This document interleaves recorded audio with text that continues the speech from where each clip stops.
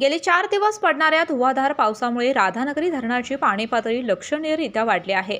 1 जूनपासून आज अखेर राधानगरी धरण क्षेत्रात 2213 मिलीमीटर पावसाची नोंद झाली असून राधानगरी धरण 73% भरले आहे। या धरणाची पाणी पातळी 335.24 फूट इतकी असून आजचा पाणीसाठा 6222.40 दशलक्ष घनफूट इतका आहे। सध्या या धरणामधून 1450 क्युसेक पाण्याचा विसर्ग चालू आहे। दर्शको नमस्कार, के न्यूजमध्ये सर्वांचं स्वागत आहे।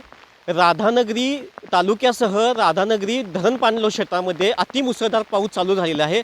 गेले 4 दिवस झाले हा मुसळधार पाऊस चालू आहे, त्यामुळे येथील धरणामध्ये सुद्धा पाणी पातळीमध्ये वाढ झालेली आहे। आज आपण हा रिपोर्ट करण्यापाठीमागचं कारण आहे की राधानगरी धरणाची पाणी स्थिती काय आहे हे आज आपण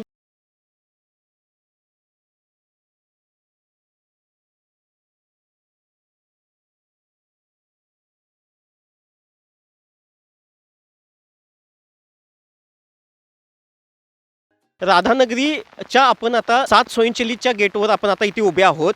आज पाण्याची स्थिती जर बघायला गेली तर राधानगरी धरणाची पाणी पातळी ही 334.50 फुटावर जाऊन पोहोचली असून येथील पाणीसाठा हा 6777 दशलक्ष घनफूट इतका झाला असून म्हणजे 6 TMC हे धरण भरलेलं आहे आणि राधानगरी धरण हे 73% भरले असून येथील असणारा धरणाचा विद्युत गृहातून 1450 इतका विसर्ग हा भोगावती नदीपात्रामध्ये करण्यात आलेला आहे।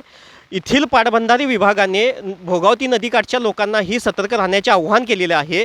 आम्हीही आमच्या के न्यूज चॅनलच्या माध्यमातून नदीकाठच्या लोकांना आवाहन करतो की आपण ही आपली व आपल्या कुटुंबाची काळजी घ्यावी।